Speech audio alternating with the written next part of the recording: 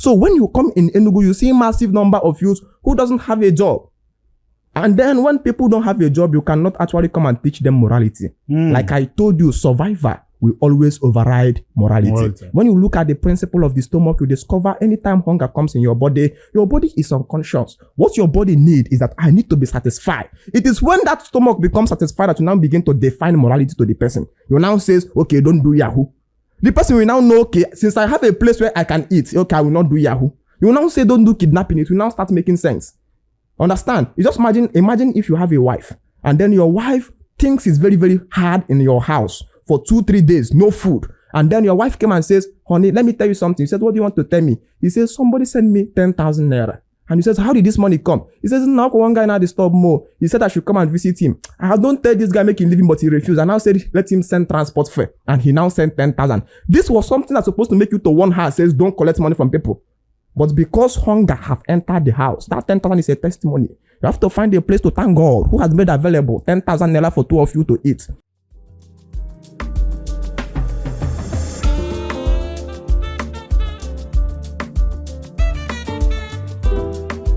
Bam, bam, bam, bam, bam, bam, bam. Ndị ba ụmụaka isi akụ ya n'oge bam. Ụmụaka isi akụ nye ya n'ọkụ. If you no get mind, no put body. If you no get nyash, no sit down. Ndị ba welcome to bam. Ebe bụ no nke anyị kwujuo ya ekwu ọzọ. Nke anyị mejuo ya mekwasị ọzọ. Ebe aka anyị na-ekwu ife bụ na anyị kwụsie mụta ife. Ife bụ na anyị kwụsie ife dị omimi n'ụwa. Today we have a very wonderful person in our midst. Kwesịrị mụ ya n'iru akwụkwọ. Onye na-agụ anyị ka o si wee dị onye bụ na o weta topic otu onye ọbụla agba ntị.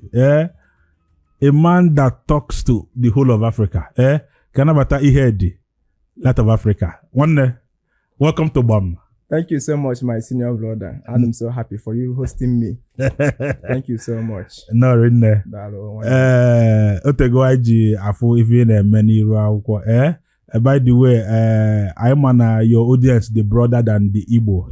Yes. We know that you talk to people beyond Igbos, even though this our show is a Igbo theme, but we're not limited. So you can feel free to flow with any language. Yes. Thank you so much. Thank you. Not in there. Kawala kedonye bu Ihedi Light of Africa. Okay. Ihedi Light of Africa. Okay, Ihedi. Yes, sir. Okay, Ihedi, which means light exists. Oh, Ihedi. Yes. Okay, not Ihedi. No, it's Ihedi. Okay. Light exists. Oh, okay. So Ihedi Light of Africa is a young man from Ogboka. His real name is Nwebiem Ihedi from Ogboka in Enugu State. And I'm a man who is pushing for African Renaissance. African Renaissance is a project of reviving, restoring the lost ways of an African man way of life. African Renaissance simply means reinstituting the lost ways of African man way of life. That pathways, that kind of lifestyle that once was before the colonialists entered into Africa and truncated our pathways and planting all their institutions which does not support our own ways of life. Those institutions that we are pushing for a project of weeding off and then restructuring some of them to correspond and agree with our own way of life so that Africans can be free from all direct and indirect colonization. That is my project. Thank you so much. This your project is big. Before you ask me, the Kawala Ihedi or Isinenu Weda. Kedeba Moe, Kedebiga primary school, Kedebiga secondary school. Kedehine, are you a banker? Are you it would be just why touch side?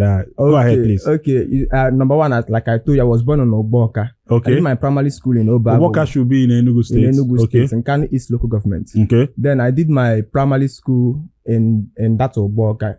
Did my secondary school in Agban. Which school in Ogboka? So that they'll be like, our son is here. Which school? I did community primary school Ogboka. Okay. That's where I did my primary school. Okay. And I did my secondary school in GTC Enugu, Government Technical College Enugu, opposite ShopRite. Mm-hmm. Then I'm now doing my university in Nnamdi Azikiwe University. I'm studying chemical engineering 400 level. I will graduate next year. Yes, that's about me. Okay, that means Ito Enugu. Yes, I grew up in Enugu State. Guess I don't Enugu.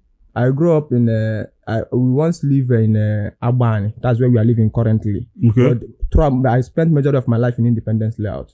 Okay. But because I was a GTC student. Yes, that's. So how is life growing up in Enugu? Kedu ka Enugu dị? How is life during mgbe ito na Enugu? Kedu ka obodo dị na Enugu? And kedu governor na Chimba? I grew up under Sullivan Yana Chime. Enugu was a very peaceful state under Governor Yana Chime. That man is a very nice guy. He gave us the best life of peaceful atmosphere. And again, Enugu is a place where the transport fare is cheapest in the whole of East. Because when you come to Enugu, you see what is called Bagba. Unlike this Anambra don't have what is Bagba. Bagba is just big in traco that can carry you, no matter anywhere you are going from Holy Ghost down to Gariki. That Bagba will never charge you more than 30-50 naira. Is it that big coast city bus? No, that one is not even big coast city. I'm talking about N-Traco. That's big N-Traco. So it makes transport very, very less expensive in Enugu. You can imagine from any place you are going from Holy Ghost to Gariki. That Bagba charge 15 naira. So then now Sullivan now brought Cool City Sullivan bus. Cool City Sullivan bus that any place you are going now. This it doesn't matter even if you like come from Four Corners to Enugu, you pay only 20 naira or 30 naira. So transport was very, very cheap, and in fact the man gave Enugu State. It was during his regime they built that shop right. During his regime, that shop right was formerly known as Polo Park. Polo Park Enugu. Yes, where they come to display. No, my sister went to that time. I know Polo Park Enugu. Amusement Park. Sullivan Chime did a very standard restructuring work in his days. He did his best. Understand? So he just gave us the beautiful life experience. And during that time, Mbako will have his ministry at the back of that shop right. That's where most of my life experiences as a Christian emerged from. Oh, so you were once a Christian. You are a retired Christian. I was once a Christian, but what makes us actually humans is ability of self-realization. Okay. That you are doing something wrong, and then it doesn't matter how long you do it. Any day you discover that this pathway you are following does not lead to light, it's better that you come to self-consciousness and make up your mind to redirect yourself so that you don't move in the wrong direction. That's just it. We will still get to that. I'm still trying to make sure that people might say, okay, onya toleba. So mbito Enugu bu mgbe Sullivan Yana Church so na iso eje umuye road block on ememgba. I'm a road block na Opala Square. Yes, down for you. Road block Opala Square, Fino, Flavor. Yes. But Sullivan team like when you really know. Yes. That's why that time at home with a health issue I got outside. And the time we go Sullivan team and Atago. That's to tell you how much they missed him. Download block meche. Yes.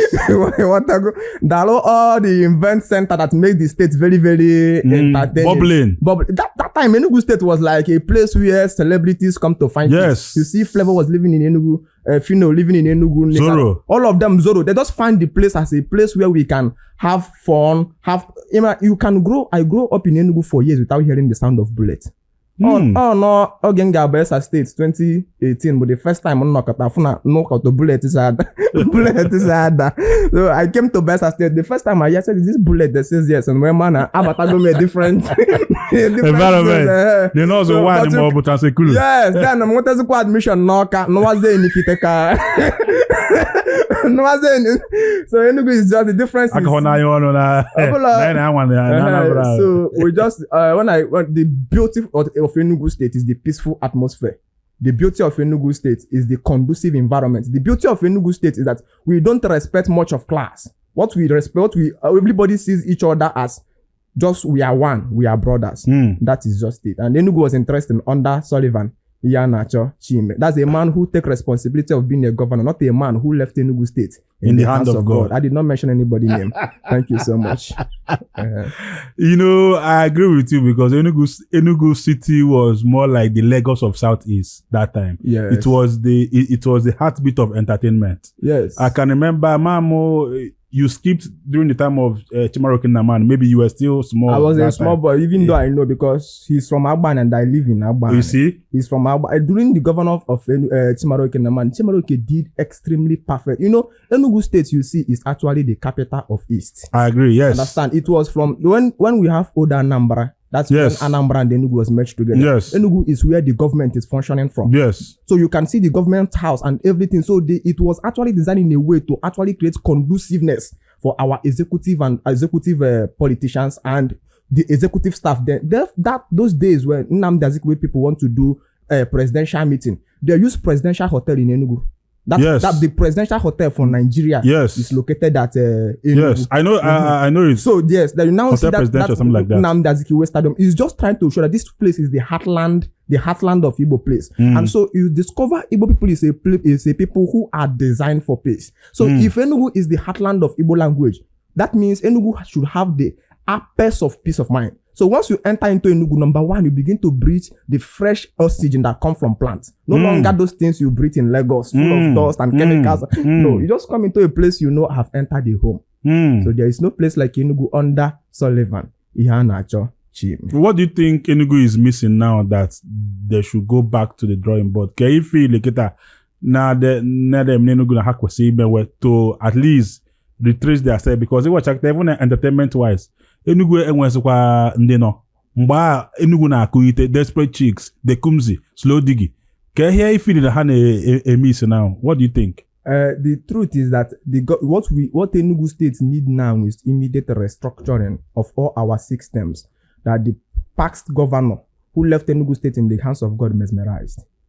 So what Enugu State need now is total, complete, organic restoration of our pathways that once was, starting from infrastructure. When Sullivan Timo was the governor of Enugu State, you have passed through Akwata Road. You discover that place human being cannot pass there. This man built it to an excellent place that human being can pass. People forgot how bad that road was. So, but the last previous governor he handed over to, I couldn't even say this is what he built or any of that. Then we should think about making provision of employment for people and then promote that roadblock that Sullivan Time did that time was just an avenue of promoting talent. Understand? So if they need that type of talent, that kind of thing have to, even though under Buruburu, Fino wanted to revive something he called Fino Feast. Fino Fest, yes. Fino Fest, so which he did 1 or 2 times. I'm not also no okay again. I'm organize that. If I want to so the guy gave up. So beyond entertainment, what Enugu need is we need hospitals, we need water. One of the highest challenges of Enugu State is water. You know, when you hear Enugu simply means on top of hill. Enugu. It's just that the white man came and couldn't pronounce Enugu, so he gave it Enugu. So you discover a man digs borehole in a hospital, and then 6 months after the borehole stopped, you now see sick people struggling with their health issue. The last time I visited hospital, you see people carrying their wound going to fetch water. Because the hospital have no water in that residence. So we are struggling with the issue of water. And so any governor that enters Enugu State, the first thing he should put interest into is making availability, unlimited access of water, because there are things that are basic need of life. When you begin to hear basic, there's things you cannot do without. When a people is denied food, the people cannot know morality. When a people is denied shelter, you can't teach them morality. When a people is denied clothes, you can't teach them morality, because survival will always override morality. So for us to found the foundation of morality, we have to build survivor. We have to make available survivor features. So water is the first thing, the first greatest challenges that we are facing in Enugu State up till now. And then when we fix that water, then we put back our hospitals into place. I was sick 5-6 years ago, almost unconscious, and then I was taken to Parkland Hospital. When I came to Parkland Hospital, they told me bluntly that the emergency ward is filled up. This is a young man who is almost going to die. Emergency ward is filled up. I was carried in a car. My parents were crying. And then they directed me to UNTH. We drove from UNTH to Kwazara. Came there, they told me that UNTH emergency ward is filled up. You can imagine. You can just imagine. My mother busted out there, started crying. And then, the cry of mother and all of that. The doctor have compassion. And the doctor now have to move one person from the emergency ward into a normal hospital ward and then readmit me into that same position. That was how I started getting treatment, and how I'm still alive today. I might have died in that circumstance. So you now imagine the number of people who could not survive because the emergency ward is filled up. So we have to put immediate attention in our hospital health centers to prolong life. Like I told you, there are things that are not option. There are things that are the basic need of life. And so the basic need of life need requisite, urgent, meticulous attention to fix it. So if we need to fix, we must come back to water, we must come back to hospital. We need health back in Enugu State. And then when we get that health back in Enugu State, then the next question becomes, how did youth get a job? How do we begin to fix infrastructure, industries to get youth employed? Because the beauty of speaking English language is different from executing English language. A man came and he says he wants to contest for governor. He make numerous promises. You think, oh, this man is beautiful. He has stayed for 1 year in the office. And then you look around, but his tenor is not reflecting what he spoke. That means the gap between his spoken words and his action, there need to be a bridge that will correlate what he said and what he's actually doing. So when you come in Enugu, you see massive number of youth who doesn't have a job. And then when people don't have a job, you cannot actually come and teach them morality. Like I told you, survivor will always override morality. When you look at the principle of the stomach, you discover anytime hunger comes in your body is unconscious. What your body needs is that I need to be satisfied. It is when that stomach becomes satisfied that you now begin to define morality to the person. You now says, okay, don't do Yahoo.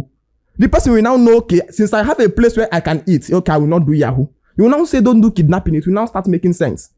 Understand? You just imagine if you have a wife and then your wife thinks it's very, very hard in your house for 2-3 days, no food. And then your wife came and says, honey, let me tell you something. He said, what do you want to tell me? He says, somebody sent me 10,000 naira. And he says, how did this money come? He says, now one guy now disturb more. He said I should come and visit him. I don't tell this guy make him living, but he refused. I now said, let him send transport fare. And he now sent 10,000. This was something that's supposed to make you to warn her, says don't collect money from people. But because hunger have entered the house, that 10,000 is a testimony. You have to find a place to thank God who has made available 10,000 naira for 2 of you to eat. In doing this, you have automatically give her the pathway of evil. So survivor will always override morality. You put a young boy in the university who doesn't have a place he can work to get money. And so you are coming to tell the young boy, abstain from Yahoo. And the young boy called you and says, mommy, they asked us of a textbook of 11,000 naira. I have not even eaten since yesterday. What will I do? The mother says, mom, Chineke na-eche dia. Oman kweke yele men dia. The mother, the young boy, oman kweke yele men dia. I believe for the young boy So the young boy now begin to observe a young man in the neighborhood who always puts generator. And then the guy's generator is always off on 247. And the guy come close and says, now show me the way. Now go they will call your man. And the guy maybe find the food, give the young boy, now says, nah, it's okay, I continue. Because the boy is under hunger, you cannot teach the boy morality. So the first foundation that we must establish is to make pathway by which people can be independent. So then we know that we have built the foundation of morality, not just teaching or preaching morality. That is it. For some of you that are wondering why we're speaking English, is to tell you that this very show is not limited to only Igbos, because some of you maybe say, I want to come to BAM, but I don't know how to speak Igbo. You see how it's flowing, because we're now going beyond just Igbos. It's just that we're proud of our own very own. So if you're comfortable with speaking Igbo, we bring you here. What I go, you hear this? Some of people gonna ikrigi. And I say, I'm this guy now just the Christian. So let's link what people know about you with your background. Okay. You were Christian. Tell us about your Christian background. Then go in the point where you just told yourself that, what am I even doing here? Okay, you want me to tell you about my Christianity experience and what actually led to the vision of Christianity? Yes. Okay, I was born into a Methodist church family. Oh. I grew up as a Methodist, and that's why most times if you watch my videos, you discover anytime I'm singing, I sing hymn book, because Methodist church makes use of hymn book. And so while I was growing, I come into experiential knowledge of what is called the love of God. And most of the times as we are growing, there are many things we got to a point that if the passion of the hunger of God is too much, we even formed praying house ministry, going to house to pray. There was a time I joined FECA, there was a time I joined I started following this young man they called Apostle Joshua Selman. That's a guy I made my icon for over 8 years of my life. And then these had people that inspired me. They came to a point I began to follow another man called Michael Orokpo. The same thing, it was so diverse. But while I was doing that, there is an instinct in man, there is a voice in man that always contemplates. When you sit down alone, you begin to contemplate the things that you are doing, judge you. I discovered there is a lack of peace in my heart and in my conscience. So I begin to verify, to make, we can be defending error. We can be defending error with all at the sincerity of our heart. And because we are sincere, we not make error to be right. Because we are sincere, we not make right to be wrong. So when I come to the point of self-realization, is when I begin to push for a new African Renaissance. And that is where I begin to make teachings against Christianity. I did not begin to teach against Christianity because of fame. I did not begin to teach against Christianity because I want to gain popularity or because I just want to get followers on media. I'm not using them for anything. I'm teaching Christianity because of when you look around our environment and you see the grave consequences these people are doing in our environment. You know, when you look if you go to the jungle, if you study the ways animals live in the jungle, you will discover when every animal lives its natural life is weaponized against other animals outside that species.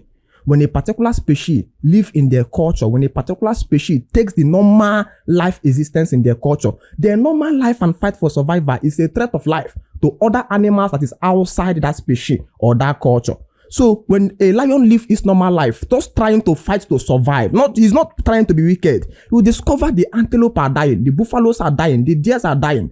You will now discover when the buffaloes begin to take their normal cultural ways of life, you will now discover even the lion is dying. You look at the crocodile, when the crocodile fights to survive, the fishes inside the rivers is dying. This is just how nature make it. When a mosquito fights for survival, a female mosquito bites you because it needs the protein from your body to fertilize its egg and reproduce. So when a mosquito fights to survive in his own natural state of culture, human beings is dying. And you don't shy away from it because you as a human being, that you have a good meal today, you discover you have gone to a restaurant, you have eaten a goat, you have eaten a cow, you have eaten a chicken. This is life of organisms. This is life of animal that we are exterminated for your own survival. So a fight of survival for a particular species is a direct threat of life to other species outside that particular culture. And this is how human life is. When the Westerners live their normal life, automatically their fight for survival is a direct extermination of life to people in black. And when the black race take their normal culture is direct attack and direct threat of life to the survival of the West. And nature actually designed this way because life and death is intertwined. And what every species fights to is to preserve their culture because their culture is the only thing that will sustain their survival. And so when you look at the Christianity, you discover Christianity is actually, like you hear Christians speaking and they tell you that Christianity is not just a religion, that Christianity is a lifestyle. They are not wrong. Christianity is a lifestyle. A lifestyle is people's way of life. We know that people's way of life is their culture. So if Christianity is actually a culture, the next thing it becomes, culture is made up of three features. Number one, a people. Number two, a place. Number three, a body of knowledge.